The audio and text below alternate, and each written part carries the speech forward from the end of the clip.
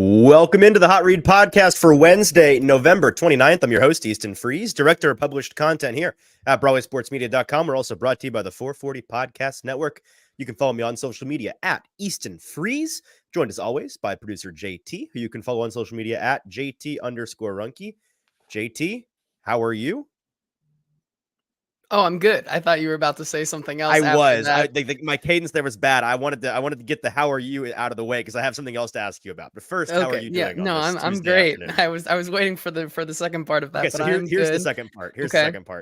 I can't believe we're doing this, but I simply can't resist. Today we got a lot of really interesting things to talk about regarding Tennessee Titans. We're going to talk about the downright slanderous report from a man also named Bedard up in New England about Ran Carthon and Mike Vrabel, and we're going to discuss the entire Mike Vrabel story, non-story, whether or not he is wanting out, whether or not he would be interested in going elsewhere at the end of the season. All of those things we'll discuss today, the hottest topic in Titans world today, as well as Jalen Duncan and some offensive line thoughts.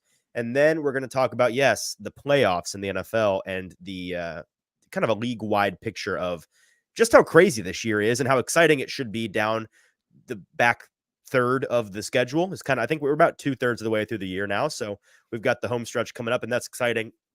Got all that to do, as well as some sponsor shout outs here at the top. So let me get that out of the way. We are brought to you today and every day on the Hot Read Podcast by Boomba's Craft Pizza and Tap House, a wonderful dining establishment. We love going to Boomba's Craft Pizza and Tap House each and every Thursday afternoon. We do this show live from Boomba's in Spring Hill. It's the Spring Hill location. It's about 20-25 minutes down Interstate I-65 if you're in the Nashville area. Very easy little drive down there to come hang out with us because we do our shows at 5:30 Central Standard Time from Boomba's Craft Pizza and Tap House. And then we hang out and watch Thursday Night Football after the show each and every week, and it's a great time. We hang out with whoever is coming. We do gift card giveaways each and every week, so if you just come say hi, you can eat or drink on us. Don't know how much more I have to tell you about that. That should sell itself. That is free food, free drink, and a free good time watching football.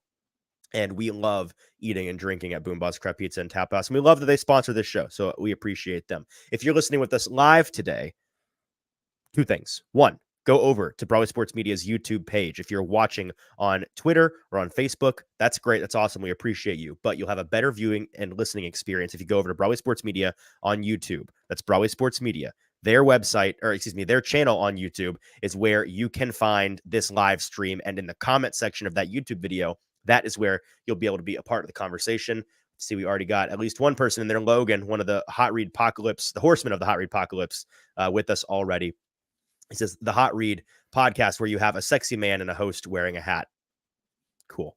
So join the conversation over there on YouTube.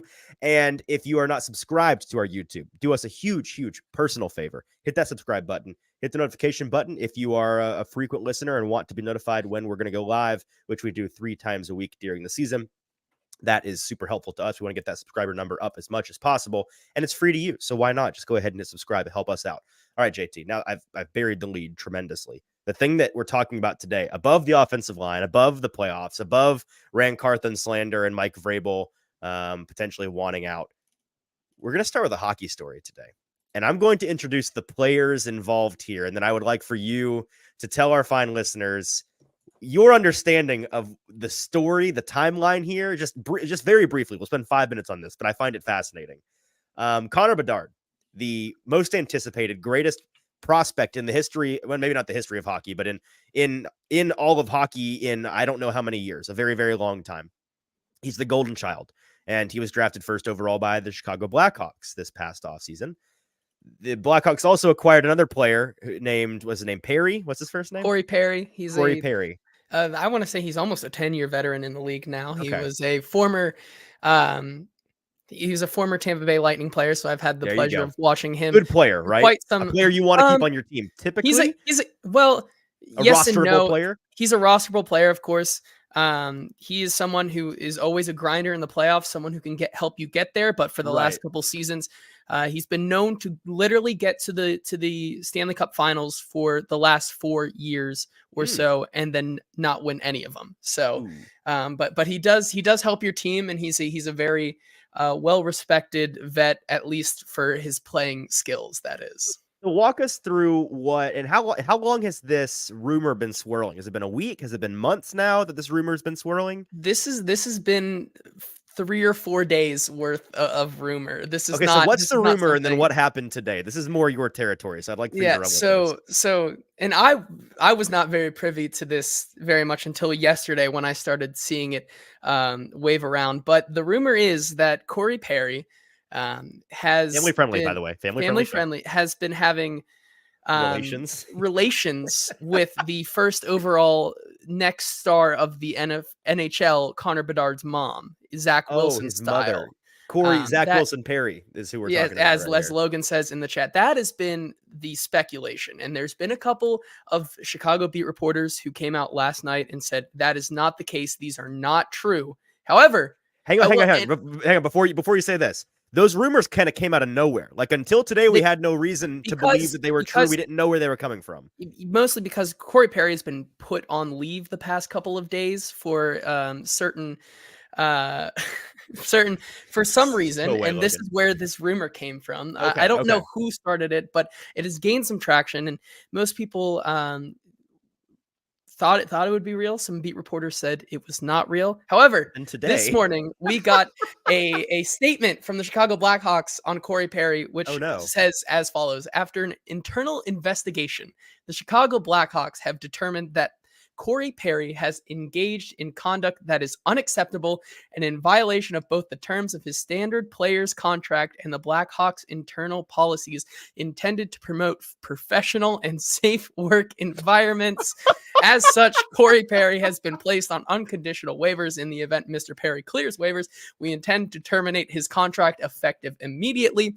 Now, unbelievable. it's now these it could be a totally different reason as to why No, no, I refuse to. It has why to the be. Chicago He's Blackhawks sleeping did this. with Bedard's mom. Has to be. However, the fact that they put in there that he has been in violation of the Blackhawks internal policies intended to promote professional and safe work environments is the Yeah, thing that really drives it home yeah. right there. And No, I it's get amazing. it of course it would happen to the NHL team that has been in the most hot water for a better part of a decade in True. these sort of scandals with sexual assault and just kind of turning a blind eye to a lot of the things that they've done. So they've been in some hot water. So I get why they said it. However, it's like it's a double-edged sword here, man. Like it's Here's the so most funny. amazing part of this story to me, right? Of course, everybody's speculating now that statement, the way that they phrased it, certainly makes it seem like sleeping with the star player's mom would fit the bill for why you were getting your contract terminated. Here's the craziest part to me. Two situations here. Like one of these two things is true. Either it's true and he really was sleeping with Connor's mom, which is crazy and incredible and amazing and hilarious. Or this is the crazier alternative. It's not true. He wasn't sleeping with Connor's mom, but Chicago's PR team believes that it is better to let everyone in the world believe he was sleeping with Connor's mom than to tell us what he actually did. So either he slept with Connor's mom and it's true, or what he did is so unspeakable, they would rather let his and Connor's poor mother, maybe poor, I don't know, maybe she actually is culpable in this.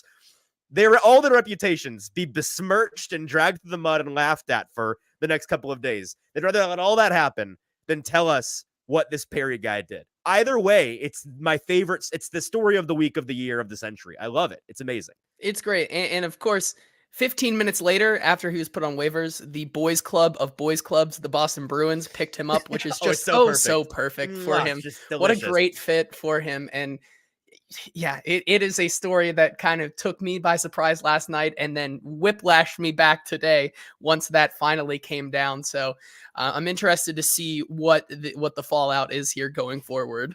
I don't know the backstory. Maybe I'm too young for this. Tighten up Tony in the comments. Says LeBron went through this situation. Did he? Are we sure about that? Like maybe I missed this, but he turned into a goat. So maybe this is Connor Bedard's like origin story. Maybe this is what really flips the switch for him and he becomes the greatest ever. I don't know. Speaking of Bedard's, unrelated to Connor, not going to connect these people because they're unrelated. However, they share the last name. Greg Bedard is a writer for the Boston Sports Journal, a reputable publication up in the New England area. I believe he's the founder and president of that publication, and he has been covering the Patriots and Boston area sports for a long, long time. Folks who we trust and friends of the show, friends of ours, such as Paul Kaharski, this week have vouched for the fact that over the years, Bedard has been a responsible, reliable, trusted source on all things Patriots and Boston area sports. And he wrote a story this week about a topic that has been discussed for what's been a month and a half now. We've been discussing Mike Vrabel and the rumors about him potentially wanting out of Tennessee, the rumors about him and new GM Ran Carthon potentially not having a great relationship or butting heads or there being a power struggle, and Mike Vrabel potentially being a target for the New England Patriots if and when they let go of the greatest coach of all time, Bill Belichick. This story got a lot of traction, and this isn't not Greg's story, but the entire story got a lot of traction after Mike Vrabel spent the Titans bye week up in New England, sitting in that box, the owner's box, with owner Mr. Kraft of the New England Patriots. Bob Kraft and him got along very well. They have always gotten along very well, and Bob Kraft said on the record that Mike Vrabel would be a dream heir apparent to Bill Belichick. He would be a dream head coaching hire for him personally down the road. That's what kind of sparked this conversation. And lots of folks in New England for weeks now have been talking about the potential of them trading for Mike Vrabel. And again, trading is the operative word. I made a very stupid mistake. Hand up on that. In sports media, good sports media, to me, is about victory laps when you're right and making fun of yourself when you're wrong. And I try my best to do both. I was very wrong about this on Twitter earlier this week. I made a stupid post that I really wasn't thinking. And I said, Vrabel going to New England, the argument has been like, well, why would he want to go to New England when as many roster deficiencies as Tennessee has, New England has more? And I said, well, maybe that the math on that changes if and when they have the first or second overall pick in this draft. The reason why that's a dumb thing to say, stupid Easton, is because they would have to give up that pick and likely more to get Mike Vrabel in a trade. Because again, Mike Vrabel is under contract with the Titans. The Titans couldn't tell him he can't go work at McDonald's or in the healthcare industry. He could quit and go do that, but he couldn't go work for another professional sports team in the NFL without them agreeing to a trade. And so Greg Bedard wrote this story, and there was a lot in there about what he has heard. He's been working on this story for a couple of weeks now. He's been discussing with his, I'm sure, very long list of league contacts behind the scenes, scouting contacts behind the scenes, just what the situation is with Mike Vrabel and with Ran Carthon and their relationship and where Vrabel's head is at and all of these things. And so to give credit to the original source of this discussion, JT, I'm struggling here. Here we go. Pulling up the actual writing from him. So here's what Bedard wrote, an excerpt from our buddy Zach Lyons over at Football and Other F Words and football show here on the 440 podcast. He tweeted out earlier this week. This is from Zach. This comes from Greg Bedard of the Boston Sports Journal. He's been covering the Patriots since Vrabel was a player. Pretty interesting stuff about the Titans head coach and other twists in this Vrabel Titans Patriots love affair. Here's the excerpt of the story that he tweeted. This is from Bedard, and I quote, "Many believe that Vrabel was put in the position of being a strong head coach and wanted the hiring of Ran Carthon as GM. That is incorrect. That was a shotgun marriage by ownership. NFL sources believe the league had a heavy hand in owner Amy Adams Strunk hiring Carthon, a top minority candidate. Vrabel and Carthon had no previous relationship, and it's believed that they don't have much of one now. There have been issues with Carthon's job performance even back to his 49ers days. League sources believe that Vrabel could be looking for a way to force his way out of Tennessee after this season, and the Patriots would be an obvious landing spot, if not the front runner. Could the Crafts trade Belichick to the Commanders, Chargers, or Panthers, and then secure Vrabel? It's not out of the realm of possibility." And the sentence in that excerpt that I and many others took issue with was this one. "There have been issues with Carthon's job performance even back to his 49ers days."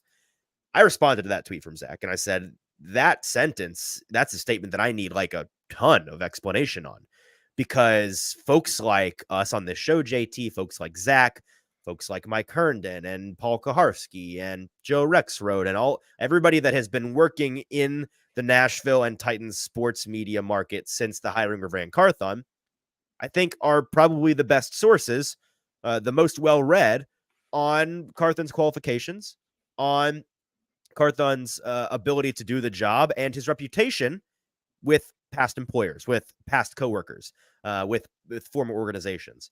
And everything, I mean everything that we have heard and dug up and seen and read and found since his hiring has really been glowing. It has all been positive. He's gotten pretty stellar reviews from everybody that he's worked for or with in the past. They all have said that he's deserving and will do a good job. Mike Vrabel publicly has done nothing but praise the work that he and Rand Carthon have done together. So until this, on the Carthon front, we really didn't have any reason to believe that Rand Carthon was unqualified, or that folks that have worked with or around him believe he may not be fully qualified. And taken even further, the implication here in the article is that he's unqualified, and folks think that his work, folks have had some issues with his performance in the past, and Greg implies in this article that he was like a minority hire, like that he was an equity hire, and the league was pushing the hiring of a black man as a GM on the Titans organization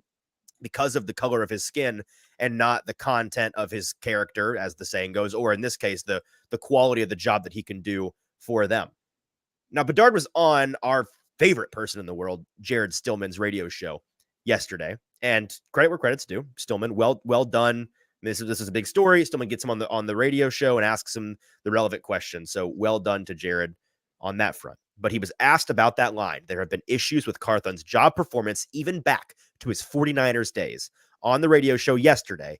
And here, JT, is the full transcription. I went through and clipped and typed out the entire transcription of Greg Bedard's elaboration, is the kind way of putting it. I would say super epic backpedaling, hilarious backpedaling of monumental heights on that claim. And before I read this to you verbatim, because I think it's important to read, and it's also very funny to read, I have to clarify that this is word for word what he said on the radio yesterday.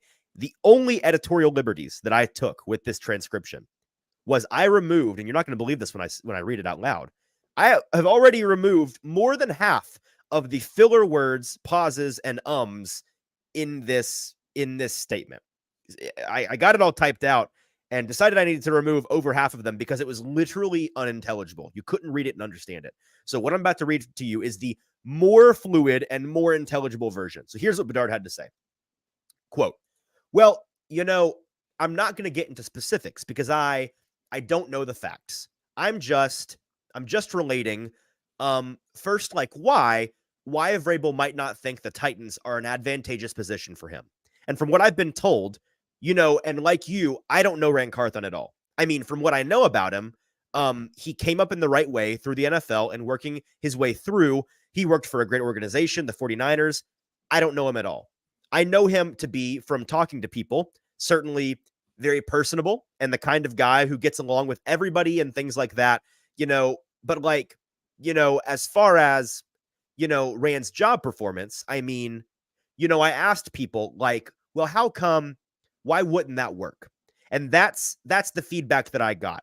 I don't know him at all. I'm not going to get into specifics because it's not like I'm reporting a story on the Titans and, making allegations, but, there are things around the scouting community, not anything major. I wouldn't say that it's, mostly minor, but that some people take issue with that. And I don't know whether it has anything to do with his relationship with Mike Vrabel. I mean, I think that that's sort of a minor thing. When you're talking about, a head coach, whether he wants to stay in a certain place or he sees the potential for, a job opening in a place that he might want to work, that he's talked fondly of, it's more of like, do I see myself? Is this a position where I want to be aligned with this person? Just overall, in terms of our vision for building a franchise, building a team, do we see things the right way? Or do we see things the same way? Is this the type of guy who's going to get me the type of players that I want? Or is he going to get the type of players that he wants? And, I think those are more of the major decisions that go into, any sort of decision for Vrabel to say that, maybe he would want to work someplace else. End quote. Um, where to begin on Let's that? break it down. Let's break that down. Let's break that down. I've read this 3 times now, and even after hearing you say it, I'm just as confused. Like It's crazy. It's crazy. I really don't think that there was one thought. There was not one from beginning to end thought that in that entire time. You know, in like 6th grade English class, you learn about like passive and active talking and like trying to write with an active voice. There's not a single bit of grammatical active voice there. It is all backpedaling to the point of running backwards. The number, first of all, is clearly this man's I mean, there's a reason this guy is a writer, not a broadcaster. You can tell. He loves the words, and again, I removed over half of them from the transcript. What I just read for you was missing a lot of the and and repeated words. But like you said, as far as like the closest he gets to backing up that claim that, again, quote, there have been issues with Carthon's job performance even back to his 49ers days. The closest he gets to that is saying, trying to find it here in this mess of this web of here we go. It's not that I'm reporting a story on the Titans. Yes, you are. But, and I'm not making allegations. Yes, you are. But, there are things around the scouting community, not anything major. I would say that it's mostly minor, but some people take issue with that, whatever that is. Again, something minor that is left unnamed. And he said, that minor thing that he doesn't name, he doesn't even know if that has anything to do with his relationship with Mike Vrabel, which he, in the article, besmirches and calls out as potentially. And to be fair to, like, I guess not to Greg, because he doesn't deserve fairness on this, but to us and to folks confused by this, I have been informed by some folks that are closer to the New England media circuit, and it sounds like this Bedard fellow, who I didn't know anything about until this article, it sounds like he's gained a reputation in some people's opinion. Again, it's not my opinion because I don't know the guy's body of work, but in many folks' opinions, it seems like this guy has a long history of, because he happens to be the founder and president of his publication, saying whatever he wants and making specious claims like this that he's hoping get some traction, but then don't get too much traction. And when they do, like this, he likes to say, you need to just trust me, bro. And we're going to sweep it under the rug. And he's defining, like, I heard a guy say journalism, which isn't journalism. It's incredible. If you are Greg Bedard or anybody, and you're going to make a claim like that, claiming that folks who have, like, he's vandalizing his reputation. I mean, he's besmirching the good name of Ran Carthon by saying he's done bad work in the past and implying that he was a minority hire. It's kind of an insane thing to say. It's slander, right? I mean, is that a step too far to say that that's pretty slanderous, considering he couldn't back any of it up? I mean, yeah, the biggest problem I have is that when you say there are allegations around the scouting community, like, you can't make any up. Like, you can't give us a solid allegations answer. of what? Of what? Exactly. And I think, like, still, yes, what is the allegations that, and I think I saw this post to add to the conversation here. A friend of friend of the show, Sam Fallon over at A to Z, says, yes, Ran Carthon, he brings up a good point that Ran Carthon was mostly involved in the back rounds of the draft. That was his bread and butter. Right. That for the 49ers, that was his scouting. So, like, and I'm not trying to put words into Bedard's mouth, because clearly he can't put any words into his mouth either. But I'm trying to just find any way that this, like, makes sense. And the thing that I think made the most sense is this, and saying, well, he's only scouting the lower round guys. So can he really have this good talent evaluation to get blue chippers? Like, I think that might be okay, fine, where he's going. There's a Grand Canyon sized difference between questioning whether or not somebody's lack of experience in a certain area will be detrimental to them succeeding in that area in the future, questioning the lack of experience, and questioning the quality of their work, because he specifically says that there have been questions and issues with his job performance even back, and it's interesting. He says even back to his 49ers days, which to me, because the only the only thing after his 49ers days is Titans days. So is he saying that he's heard there have been issues with his job performance since joining the Tennessee Titans? That's how I take that to mean that it's he's had issues in Tennessee and also had issues with the 49ers. I believe in that Sam Phelan tweet that you have pulled up. Sam listed, we talked about this back in the spring when he was hired, but the list of players that he helped, if not was, primarily responsible for bringing in to the 49ers team, it's a pretty impressive list, isn't it? Yeah, I mean, just a couple of the ones that he's, as Sam points out, the players that he has helped San Francisco acquire in rounds 5 through 7 since being hired in 2017: George Kittle, Richie James, Dre Greenlaw, Juwan Jennings, Talanoa Hufanga, Funga, yeah. Elijah Mitchell, and Brock Purdy, all guys that were later round guys who have turned into very core pieces for that 49ers team. And so let's talk about this. Let's get off of what Bedard said and talk more about the validity of this, because again, it's more than what Bedard has been talking about. We've heard from our buddy Braden Gall here at 440 and on a football show. Timmy Sama in the comments says that, but I love that he's spelling Buck B-U-C and not B-U-C-K. He's referencing Buck Rising, of course, our friend Buck. I like that we're spelling his name like it's short for Bucky's instead of Buck. So we're gonna rock with that. But he says Buck has heard all of this, so is Buck lying? And Timmy also says that he believes there is some truth here, boys. So let's talk about this, because I want to be as crystal clear as possible. I am not saying that I know for a fact that Ran Carthon has been perfect here in Tennessee. There's a big difference between talking about his job performance in the past and talking about his job performance now. What Bedard did was question both, but specifically by name, he questions his job performance in his quote 49ers days. We have heard nothing but positive things from everybody with the 49ers organization, from the GM to the head coach to players. I mean, George Kittle, back when he was hired by the Titans, had a long talk about how he was always a big fan of Ran Carthon and was a great guy in the front office and is going to do great things. The GM also had a long statement on that. I mean, Ran Carthon notoriously was sent by the 49ers organization to Deebo Samuel's house when Deebo and AJ Brown and DK Metcalf, that offseason where all those guys were trying to get paid and Deebo was very disgruntled, he was sent, Ran Carthon was, to Deebo's house in order to smooth that over and get the deal done and get to marry the two sides once again and smooth things over. That's the kind of person that the 49ers saw Ran Carthon as, and clearly the Titans see that kind of thing in him because they hired him to be the GM of their franchise, not a job that you hire lightly, right? And so for Timmy to say, bringing up examples like Buck Rising, like Braden, I've heard from others who I'm not going to name, who said they've heard some things in and around the building. We've been talking about this in the show.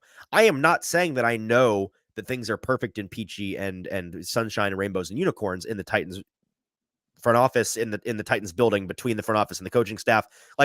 I'm sure that there is some natural tension there, because guess what, guys? When your football team isn't good and you're losing football games, find me a team that has been on a long losing streak or is in they've really lacked talent and lacked success for a calendar year, which is where the Titans are at this point, that everything's hunky-dory and nobody's pointing fingers and nobody's a little bit tense. That's the nature of not succeeding in such a high-stakes business like the NFL. So I'm sure that there is some issue there, and maybe the relationship between Ran Carthon and Mike Vrabel that apparently may not exist very much.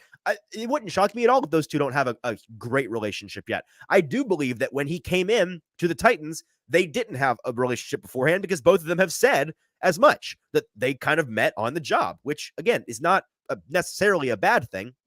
Your relationship has to start somewhere. I do push back on this idea that, and maybe there's some truth to it. I know the NFL has started to dip their toe into this idea of pushing minority candidates, unfortunately, in my opinion, because of the color of their skin as opposed to their qualifications. I totally understand that they're for a long time in the NFL, was a lot of reason to believe it was kind of an old boys club and like guys not getting hired because of the, like, it's a double-sided issue here. I totally agree.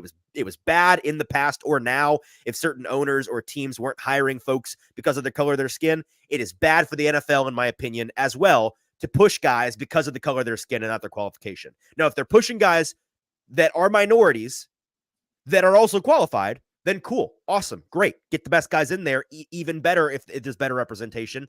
And in my opinion, and from what I've heard on the whole of my evaluation of Rand Carthon and the job that he's done and the job that he was expected to do when he was hired, I believe that he is one of those guys that is a minority hire, which is a good thing for the diversification of the league. But he's also a guy that absolutely 100%, without a shadow of a doubt, was deserving of his job. He is not a guy that was hired to be a GM because he's sort of worked near the job. We think he can get away with it, and he's black. Like, that's crazy to me. That's crazy to think that. His track record absolutely precedes him. So this idea that he was a minority hire, he was an equity hire, it's crazy to me. Maybe there was some pushing from the NFL for the Titans, who in the distant past, the medium to distant past, have reportedly had some issues with this kind of thing. Like, the league's kind of nudging the Titans like, hey, this would be a great guy to hire, and they vetted him. But I do not for a second believe that Amy Adams Strunk, who I think is a very competent, very talented owner, went and interviewed Rand Carthon and decided, you know what, we're going to, I'm talking to Mike Vrabel, and, we've decided we're going to hire this guy because we think that he's qualified enough and he's a minority, which is awesome. Like, no, they hired him because they thought he was the best guy for the job in a pool, I believe a final pool of 3 guys that included 2 white guys and Rand Carthon. Like, they didn't hire Rand Carthon because he was the odd man out. They hired him because they thought he was going to be the best man for the job. And for that reason, I think that the idea that he is a minority hire is ridiculous. I do not push back on this idea that there is potentially some turmoil in that building. JT, what have folks, before I continue, what have folks in the comments been saying about this idea? I want to spend most of today's show on this idea of Vrabel and Carthon and where the Titans are in the front office. But what have folks had to say about this? Yeah, there's a couple here. First one from Green Thumb here saying Amy is not getting rid of Vrabel. This story is tiring, and I know the Pats reporters are bored because they Green Thumb. I agree, it's tiring. It's whether it's right or wrong, whether it's true or false. It is absolutely tiring. I hate talking about this kind of thing. We rarely go into this kind of specious speculation on the show, but I felt like today we kind of had to.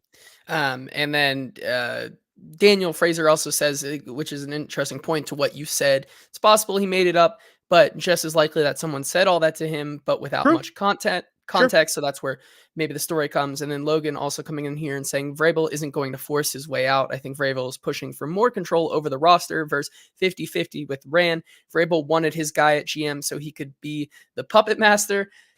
Maybe a little far there. So let's talk about that. Like, let's dive into that. I was about to say, like, that also could be where the point of contention is. You have Vrabel, who is a guy who wants to have his guys, and you're bringing in a guy from a San Francisco kind of franchise who have been historically very, very good at finding good players. And I see where the two kind of sides could start to bash heads and realize that, and this is something we've talked about since Rand Carthon was hired, is that there might be a struggle for power, but ultimately how this will work is that they're going to struggle for power, but they all end up answering to Amy Adams Strunk in the end, and no one goes behind someone else because of that. That was kind of what was said at the beginning of his tenure. I still believe that. I think that is going to be what this relationship is built on, but you still are going to get bashing of heads and things like this from time to time, especially like you said, when your team is not doing good. I agree. And we've talked about this in the show in terms of trying to parse out, like, who's actually in charge from a personnel standpoint, from a who plays standpoint. Is it Mike Vrabel's team and Rand Carthon still kind of like getting his feet wet? In my opinion, I believe on paper that it is what Amy Adams Strunk and Carthon and Vrabel all said back in the spring. It's a triangle, right? It is Rand Carthon and Mike Vrabel, and they are equals, and they answer to Amy Adams Strunk. I think that is on paper how things are. Now, would it shock me in the least to find out that in the building, in the actual art of war, when it comes to making a final decision or butting heads and somebody's opinion having to win out, Mike Vrabel has more sway, whether that's just in the relationship he has with Rand Carthon, and Carthon, bends the knee to him a little bit, or maybe it's that the folks that are, around, because it's not just Rand and Mike making these decisions. There's a whole support staff. Maybe the whole support staff goes with what Mike says a little bit more, than with Rand, because naturally Mike has built up a rapport with them, or maybe they fear Mike more than Rand, or whatever it may be. Like, that wouldn't shock me at all. But I think on paper, it is a 50-50 situation. And the whole thing is a mess from a narrative standpoint. I know a lot of folks are, again, calling this tiring and thinking it's a nothing burger. In general, there's a couple of things in life that I try to get back to basics on when I'm confused about something. And I was telling you about this like last night. One of the things I often try to resort to is when I'm trying to figure out why somebody did something or why something is the way that it is. I like to, and I'm sure I'm butchering the original quote, but like, I try not to attribute to malice what I can attribute to stupidity. Like, in general, I think that when somebody or something goes wrong, that it's usually because somebody was dumb and messed up, and not because they were being malicious. That's one of the things that I try to live by. Another thing I try to live by is a saying that if you listen to any like medical dramas, I'm sure you've heard this before. Have you ever heard when you hear hoofbeats, think horses, not zebras? I love that phrase because it's basically just like, it's KISS. It's keep it simple, stupid. Like, in general, the simplest explanation is the true one, right? When you hear hoofbeats, think horses, not zebras. And when I hear the hoofbeats in this Titans organization of people are upset, there's a power struggle, Vrabel might want to get out, things aren't going well, they're not winning games, the team isn't talented, all these things, whose fault is it? Are people on the hot seat? All of this narrative mess. Which, again, I'm not going to sit here and lie and tell you I know the answer about how Amy Adams-Strunk feels about whose seat is hot and where this team is at. I'm not going to tell you about how any of these three people we're talking about feel, because I don't know. I'm not a mind reader. But I do believe that the easy explanation for why all of this is even a thing is that they're not winning ball games, is that this team isn't talented, and they're in choppy waters. Like, they're not in calm seas right now. They're not cruising. They're trying to batten down the hatches and just get through the night of the storm. Like, that's where they're at. And that's a natural part of team building cycle. It's a necessary evil. But I do think that another phrase that I'm probably going to butcher, big phrase guy today, winning fixes everything. And that's, I think, ultimately this team, I think Vrabel and Carthen are going to, I believe in general, the Diana Rossini report from The Athletic a couple of days ago about how, again, even though we know that Vrabel or somebody in Vrabel's inner circle is her source on pretty much everything Titans. And that's why she's often accurate, because often what Vrabel says is true to her. But like, I believe her report that in general, to generalize her report, Vrabel is expected, the Titans organization wants him to be their coach for the long term, and he plans on staying. She kind of doubled down on that report when Ohio State lost to Michigan this past weekend and said, sorry, Ohio State fans, Vrabel's not going anywhere. You can forget him as your next coach. Now, that's kind of interesting to me, not to get too squirrel sidetracked on this, but she, in the original report, was talking about how the Titans wanted Vrabel to be their guy for the long term. But then in that tweet, she kind of alluded to the idea that Vrabel isn't interested in going anywhere. And that's kind of an interesting thing. And I don't think she'd say that without having some kind of a clue as to where his head is at. So I think that in general, it's the losing and it's the turmoil and it's the natural choppy seas of this team building cycle that is causing this. And I do believe that Rand Carthen and Mike Vrabel are going to be a partnership for at least the next, like, for the medium term future. I think that's where that's going to be for this team. I wouldn't be shocked at all if there's a little bit of a power play here from Mike Vrabel, where it's like, I'm not actually super interested in going to New England. I would like to stay here, but because they're interested and because we're in the team building situation that we're in, it can't hurt me to kind of wink and nod and blow kisses at the New England Patriots or any other team that is publicly interested in me, in order to, in the offseason, go to my ownership, go to my employers and say, hey, like, I'd like a little bit more power. Or I'd like a little bit more say in this, or I'd like a little bit more money. Like that wouldn't shock me at all. That's business, baby. That's how it works. JT, do you disagree with any of that? Do people in the comments disagree with any of that? I personally don't disagree with that. I think I think that's a very interesting situation right there now with Mike Vrabel and what he could do in the offseason.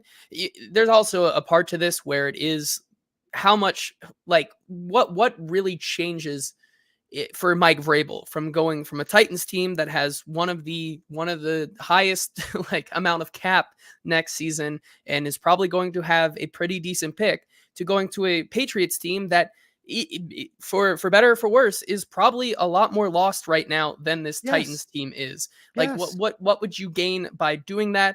It's hard for me to see him realistically wanting to do that besides just kind of the pomp and circumstance of it all, him going back to his old team to coach that team that he won a Super Bowl as a player with. But just from looking at it on paper, this Titans team, even as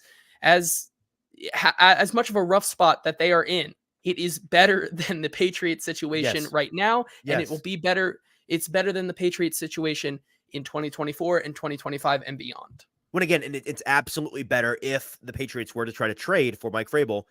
They would be giving away the keys to their future in order to bring him in, right? Like, like that those draft picks are what this New England Patriots team are going to really need in order to jumpstart this organization and be competitive anytime soon. So, any comments we need to address before we move on from this topic, because we do have some other things to talk about today. Yeah, just to round this out, there's a couple here in which Zedine says can't speak to the hiring process, but everyone he has drafted is playing significant snaps this year.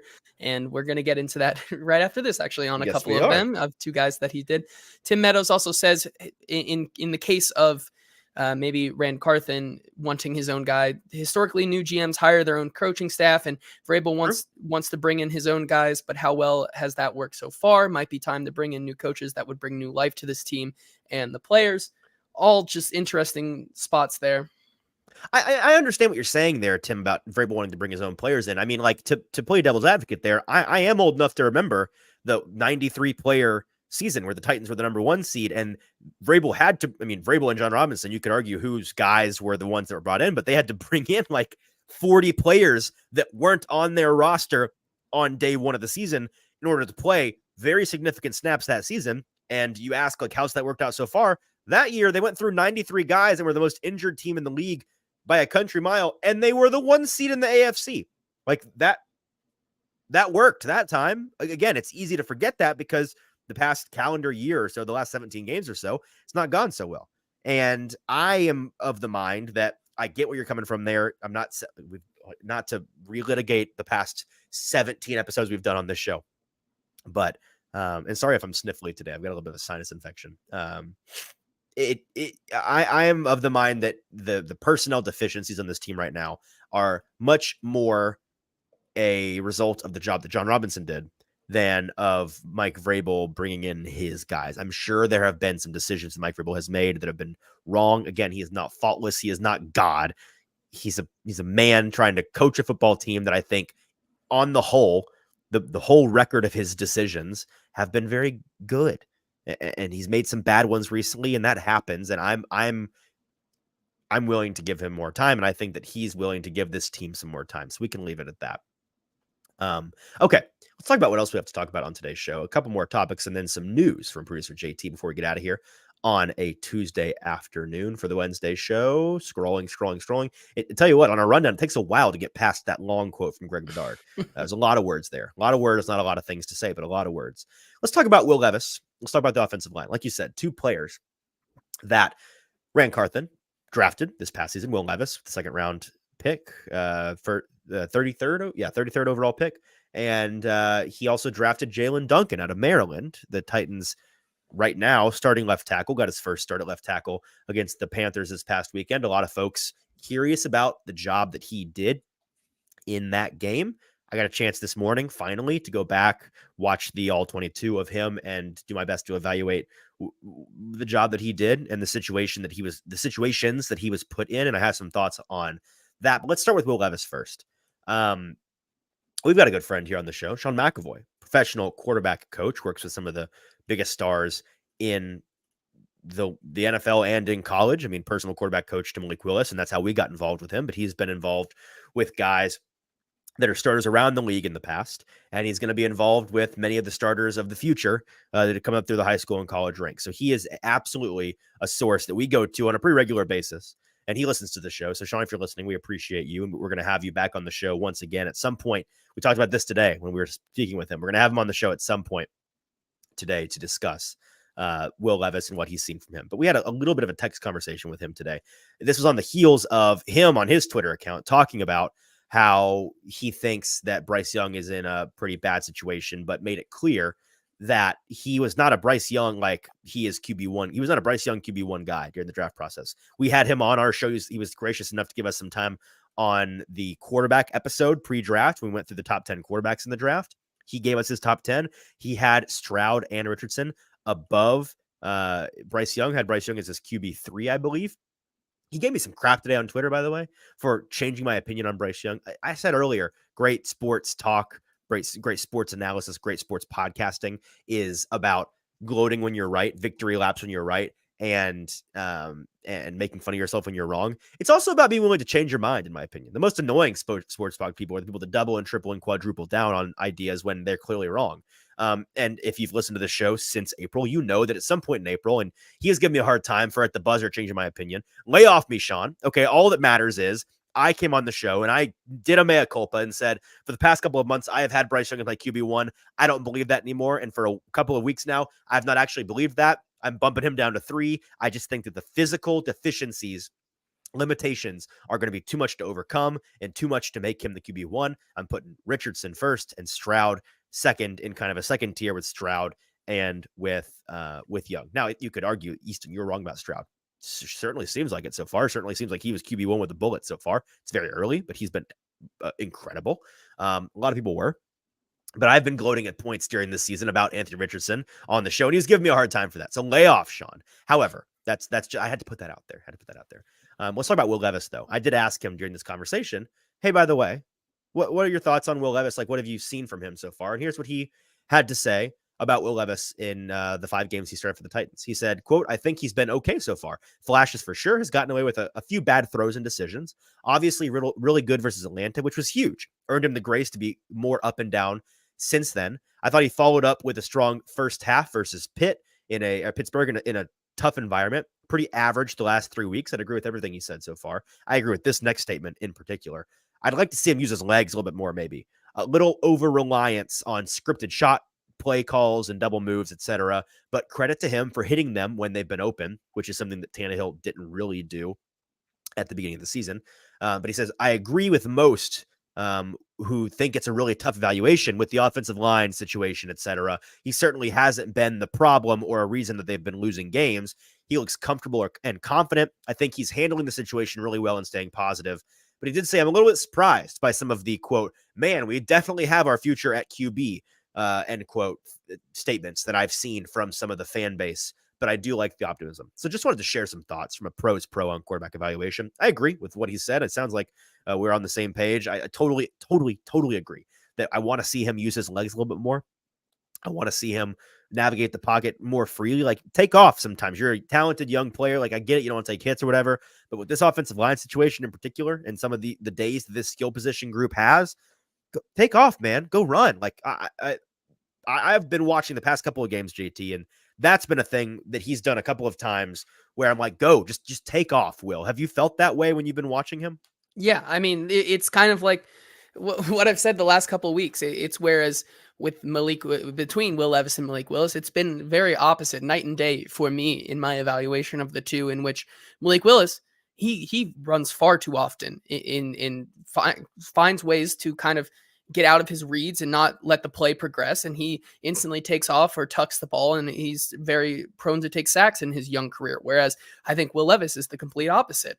And I'm not saying one is better than the other, but Will Levis, in his case, stays in the pocket a little bit too long, waiting for plays to fully develop. And then when it's not there, still taking those sacks. I'd like to see him take off a little bit more, just as I would like to see Malik Willis stick it in the pocket a little bit more and let those plays develop. So like from two young guys like that, like I totally agree with him on his evaluation there of Will Levis. I'd like to see him extend some plays like we saw Bryce Young do against this Tennessee Titans defense, because like we saw the Carolina Panthers move the ball. When you get your quarterback out in space and able to extend those plays, good things can happen, and maybe a third down conversion rate like we saw against the Carolina Panthers wouldn't happen so often. No, I totally agree. Let's talk about the other player that Rand drafted that I wanted to give some thoughts on very briefly.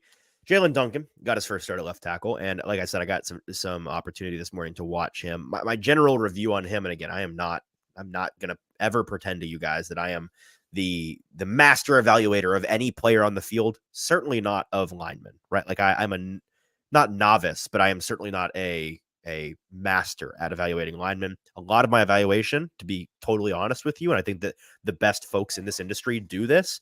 I'm looking to people that I know are smarter than me on these topics, and like double checking my work against theirs and getting my fundamental tenets of evaluation from them.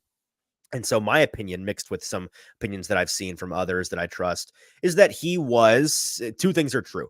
On Sunday, he was the 5th out of 5 linemen out there for the Titans. So that starting rotation was the 5th best. And also, it was one of, if not the best performances at left tackle the Titans have had this season. Now, some things to parse that. They were playing a very, very bad Carolina team and a bad Carolina pass rush. So that helps. Very good. I mean, like, that's what you want, honestly, for a guy in his first start. A player that we talked about quite a bit during the pre-draft process, JT, before we knew he was ever going to be a Titan. I mean, I had a tweet on day 2, I think. I was saying he could be a late day 2 pick that would be a nice developmental tackle prospect or maybe a guard. He does have shorter arms, so like the length is a bit of an issue. And so some folks, like he got 33-inch arms. That's, I think, like 16th percentile for tackles. So it wouldn't shock me if long-term he's a guard in this league. But he played tackle for 3 or 4, maybe, I think maybe been 5-year senior in college at Maryland, and that's a position he was comfortable with, and they decided to play him at left tackle this past week, and he was fine. Again, it was better than some of the Dylan Radins performances, certainly better than some of the Dennis Daly. Andre, I at this point, they're synonymous in my mind. Truly, it's unfortunate, but they're the same person. Andre Dillard performances. And so that's good. Certainly some room to improve. His hand placement and technique, like the usage of his hands, up and down. The technique, you could tell he'd been working on some really nice polished technique on certain plays, and on others he got beat. And part of that's because of the length, and part of that's because he's one of those guys, because of that shorter reach, he's going to have, like, his technique is technique's important in general, but his technique is so important because he's got to overcome that reach and that length deficiency. And there were some plays where he got in that way. I also took issue with his play strength on certain plays. There's that clip that went kind of viral during rookie training camp back in May of him going full panda Isaiah Wilson, where people made fun of him for in the bubble at practice one day getting absolutely bull rushed, I think, by Peter Skoronski, and just put on his butt. And that was a meme then, and it was kind of funny watching. There were just a couple of plays in this Carolina game where he just got bull rushed out. I mean, just thrown out the gym, like just pushed back into the pocket, pushed back into Will Levis. His play strength was kind of an issue at times. And so that's one of my biggest gripes. But in general, and one thing to be fair to him and a plus for him is they were giving him less help in this game, partially because against this Panthers team, they were finally playing an opponent bad enough where they were afforded the luxury of being able to not throw like 2 or 3 people to help chip on every single play for this wretched offensive line. But they weren't giving him as much help as some of the other left tackles have gotten in other games for this team. So it's not like he was kind of up and down and had a ton of help. He had some help, but it wasn't crazy. It wasn't like some of the games we've seen. And so the general opinion for me, the bottom line, now that I'm done rambling about all my thoughts on him, is this: he absolutely has a lot of room for improvement, and I do question whether or not he's going to be a tackle long-term in this league. I question whether or not he is a tackle solution for this team going forward, as much as the team would like him to be, because that would certainly be nice. However, he definitely performed well enough in this one game against a bad team to warrant getting, I think, the rest of the season at left tackle or a tackle position to try out, to try to develop, to try to stack some games and show improvement.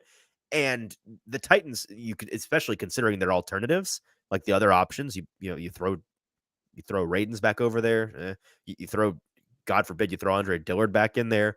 They've already proven they're not going to bump Skoronski out, so there's that. I think that he's the guy you got to rock with going forward. Yeah. Yeah, I would agree with you. And like Mike Vrabel said on Monday, and this is where I was able to agree with him. He said, yeah, he was okay. He had some good plays, but there are always things to improve. And I thought it was the exact same. I would put, yeah, he was okay. But for a 6th round pick in a 6th-round rookie going into his first game against, like you said, a Carolina Panther team that ranks 28th in defense this season. Not the worst. It's not the worst, but it was a good start for him. I do think it's interesting that playing at left tackle, his run blocking ability improved greatly from his very limited play in the past 2 other games that he was in. I thought it was really helpful, especially on those 2 Derrick Henry runs. He was a big reason why Derrick Henry was able to get to the outside. And so he was doing a lot better in those games. And we have a couple of people here talking in the chat here. Tighten Up Tony says Duncan can be a starter. I don't know if he, like he's saying, I don't know if he is the starter, but I think he certainly can develop into a nice starter. Now, does he prove enough that upcoming in this next NFL draft, with just how much talent there is at the disposal of these teams to draft this year? Does that make you feel secure enough as you go into a different direction and not take one of these prime tackle guys? Yet to be seen, long shot in my opinion, but I do think that at worst he is a nice depth piece and can develop into someone that is useful for this Titans team. Well, and here's the good news for Jalen Duncan along those lines. The Titans are a team that's in a situation where they need 2 tackles next year. Like, they need 2 new guys. And if he can prove that he's getting 2 quality tackles in an offseason, even when you have a higher draft pick and $100 million in cap space, very difficult. They're just not like, it's a supply and demand issue. And specifically a demand issue, or excuse me, a supply issue. There isn't any out there. Like, it's very, very difficult to find them. We ain't making them like we used to. And because of that, he could be in a situation where he's not your first choice if you could just like go full expansion team and like pick and choose your guys. But because it's so hard and there's so many, it's not just the offensive line for this team. Like, they've got gaping holes everywhere. He could be in a situation where maybe they draft a stud left tackle that's going to be their guy, and then he gets bumped over to right tackle, and it's like, we're gonna give you a long runway here out of necessity, Jalen. Like, you're gonna get the last 7 games of the Titans 2023 season, and then the start of the 2024 season as the starter at a tackle position or somewhere on the offensive line, because we don't really have an alternative. I'm not saying that's going to be the case, but he's in a situation where it wouldn't shock me if that's what happens, right? Yeah, no, I totally agree with you. All right, last topic today before we get to the news with producer JT. We're already an hour over. We spent a long time on that Vrabel discussion, but I think it was worth it. Let's talk about the playoffs. Talking about playoffs with the Titans? Yes, we are. It's an interesting one this year for the NFL and for the Titans. They're involved in this because they are one of the 20. What is this? 20? Is it 3 teams? Yeah, I think there's 29 teams in the league right now. Hang on, let me fact check myself. That is correct. Yeah, 29 teams in the league right now are within 2 games of a wild card playoff spot. There are only 3 teams in the league right now: the Patriots, the Panthers, and the Arizona Cardinals. The Arizona Cardinals. They all have less than 4 wins. They are the actual basement of the NFL. But every other team in the entire league has 4 or more wins, and every other team in the entire league is 2 wins away from a wild card spot. So get ready down the stretch here for, your intro or outro in or out of the commercial break, watching the broadcast of each and every game you watch. They throw up the AFC or the NFC or both playoff pictures, and then in the hunt. Get ready for an in the hunt section that, like, I don't know, maybe it's going to be like at the airport where you've got so many different departures that like it's a scrolling ticker. Maybe it's a scrolling ticker of teams because they can't fit them all in there. Maybe you're going to need to like get a really big flat screen in order for it to not to be pixelated so you can actually read the number of names. Like, it's the entire conference on both sides, but especially in the AFC, it's bonkers how many teams are in contention. Again, the Titans are at the bottom of the list of the teams that are in contention. It's them and the Chargers at 4 and 7. But they are right there with like the Raiders at 5 and 7, the Bengals at 5 and 6, the Bills at 6 and 6, the Broncos at 6 and 5, Texans at 6 and 5. Like, they're all right there. They've got 2 games left against the Texans. They've got a game left against the Colts, who are 6 and 5. They got a game left against the Jaguars, who are currently leading the division, or at 8 and 3. They're one of the teams contending. I mean, the number 1 seed in the AFC is going to be a photo finish. It's going to be incredible. 4 teams from 4 different 4 different divisions. JT, the Ravens at 9 and 3, the Chiefs at 8 and 3, the Jaguars at 8 and 3, the Dolphins at 8 and 3. It's going to be a photo finish between those 4 teams for who gets that precious bye. that's not super common. Like typically you have teams running away with it. Typically you have a pretty significant gap between the teams that are actually in the hunt and the teams that are kind of falling apart. So this is going to be a really, really exciting race down the finish here. I am not by any stretch of the imagination saying that I'm expecting the Titans to make a playoff push, but I am saying on paper, mathematically, they are absolutely still in the hunt. And if they win, I mean, if their home and away splits continue to prove true, it wouldn't shock because the teams that are within one game of the teams that are within one game of 500 right now, the Colts, Texans, Broncos, Bills, Bengals, and then the Raiders, Chargers, Titans are all just over one more game away. That's 5 teams within 500 and 3 teams that are just shy of being within 500. That's 8 teams in total that are all, I think, going to, if things are like maybe somebody starts to bottom out and just lose a ton of games, it wouldn't shock me if there's like 8 or 9 teams in the AFC this year that are all right there at like 10-7, 9-8, 8-9, 7-10, like all right there in that mix. And it's a lot of this guy gets this tiebreaker scenario and, oh, they won the head to head, or, oh, they had the strength of schedule. That's where I see this finishing. And I think it's going to be a lot of fun. Yeah, it's going to be very interesting. And as Kenneth says here, the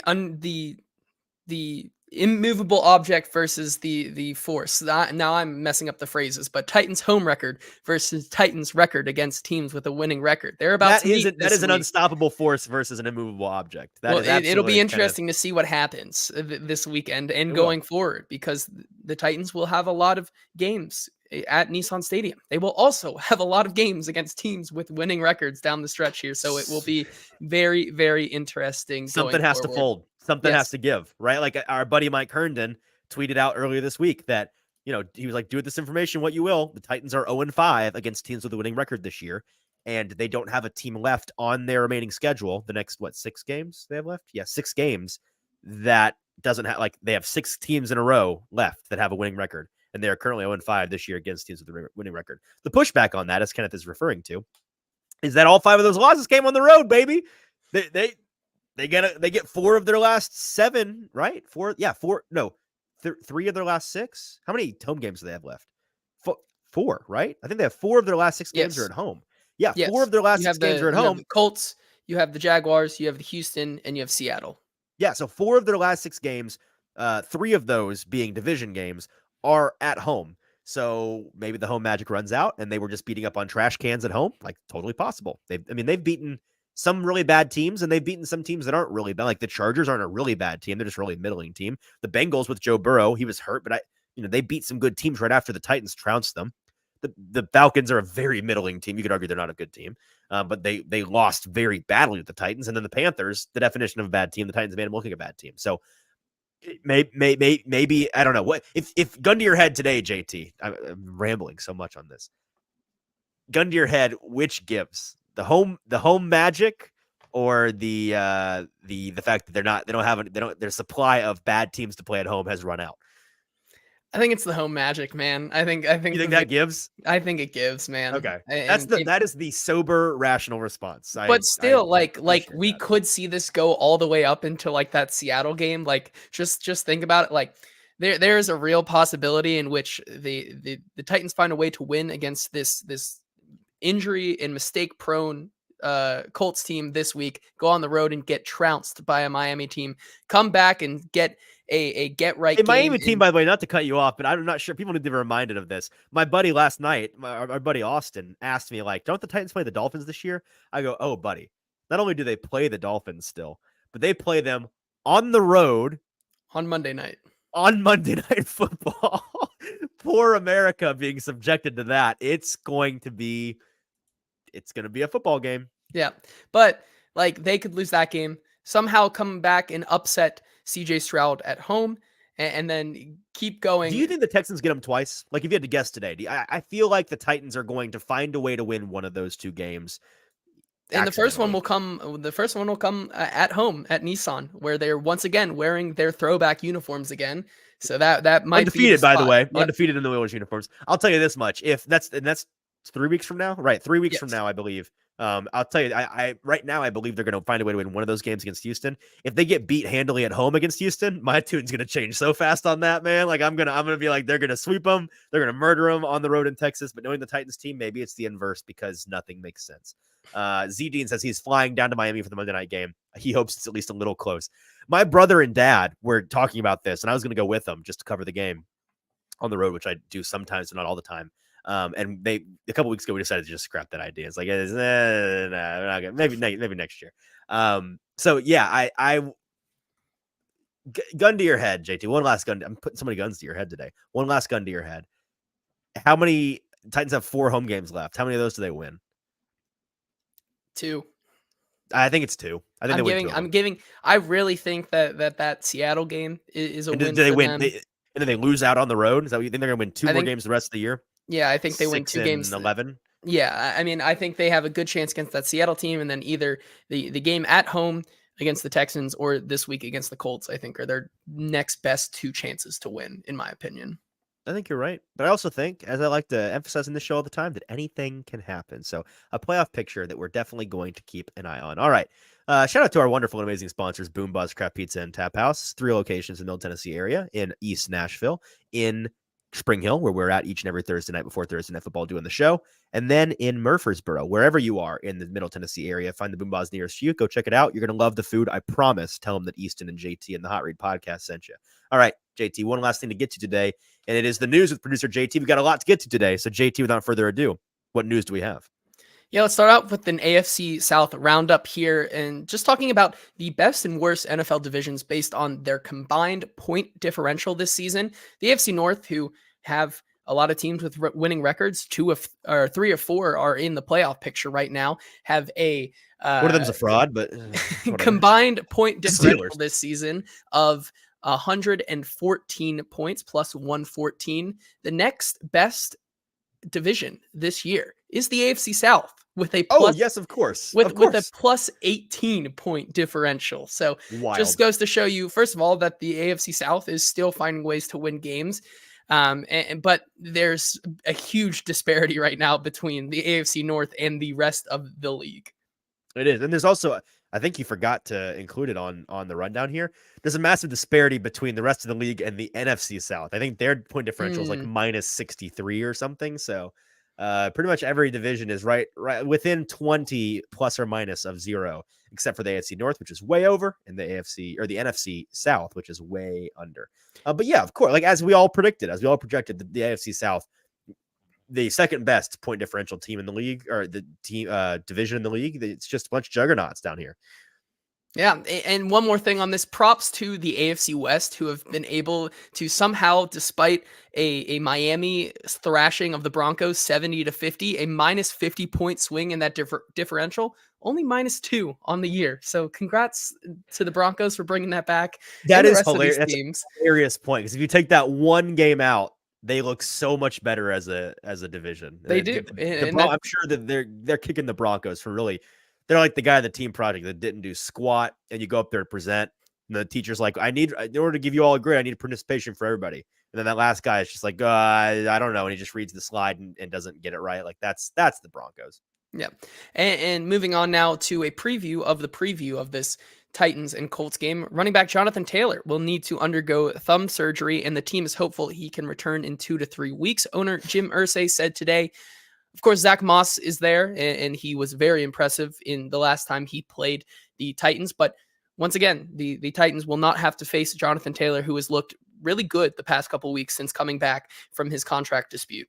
Yeah, I was going to say, the good news is that they don't have to see Taylor, who has looked better and better and more dominant the past couple of weeks. That's good news. Bad news is they're going to have to face Zach Moss again, who, again, I think he had 165 yards for 2 tuds when they played in Indianapolis in week 4 or week 5 this year. So Zach Moss, it's the revenge game against Zach Moss for this Titans defense. They'll have Tierra Tart back, I'm assuming. So perhaps this is a get-right spot for them against the fighting Zach Mosses.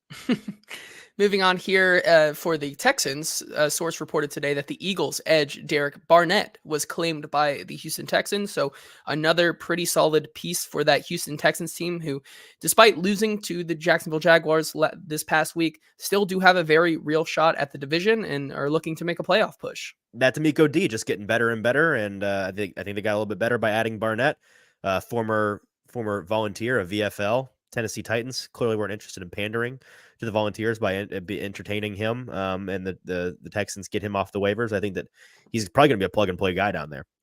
Another guy that many Titans fans wanted the Titans to be interested in, but it doesn't look like it'll happen.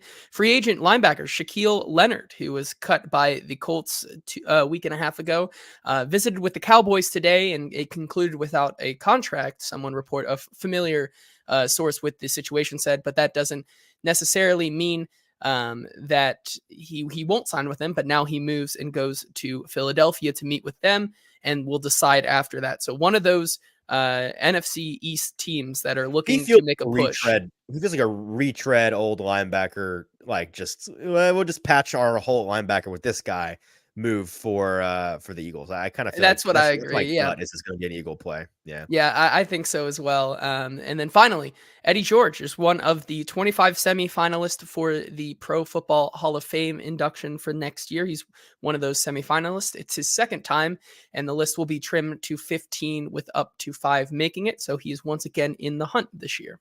Yeah, very cool recognition for him. He's not going to get in. I don't think he's ever going to get in. He's one of those guys that's in that very, very good and close, but not quite tier. And it's cool that he's getting recognition as being a close, but not quite guy. So maybe he'll get lucky, and the people in charge of voting, Paul Kaharski and the gang, decide that he deserves to be in. But I wouldn't hold your breath on that.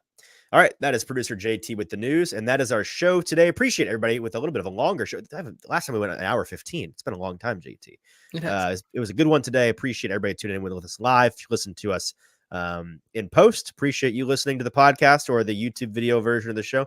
Come hang out with us live next time. It's a great time, and we'd love to have you in the comments like so many of you were with us today. Make sure to tune back in Thursday. Super easy, 5:30 each and every Thursday. 5:30 Eastern. Why do I keep saying Eastern? I live in Central Standard Time. What's wrong with me? 5:30 Central Standard Time on Thursday before Thursday Night Football. Who's playing this week? I've forgotten. JT, it's the Cowboys and Seahawks. Cowboys, should be a good matchup. I like that. I like Cowboys Seahawks. So we'll be talking Best Bet Gauntlet at the end of the show, which is my favorite segment all week long. But to start the show, most of the show, we're talking about the Titans and the Colts. Big rematch for the Titans at home this time in Nissan Stadium at noon on Sunday. We'll be talking all about that matchup and what the Titans need to do differently this time to change the outcome of this one. Until then, for producer JT, I'm your host, Easton Freeze. Subscribe on YouTube at Broadway Sports Media's YouTube page. It's free. It's very helpful to us. And please follow us on social media at Hot Read Pod on TikTok, Twitter, and Instagram. Until Thursday, this has been the Hot Read Podcast, and we'll talk to you then.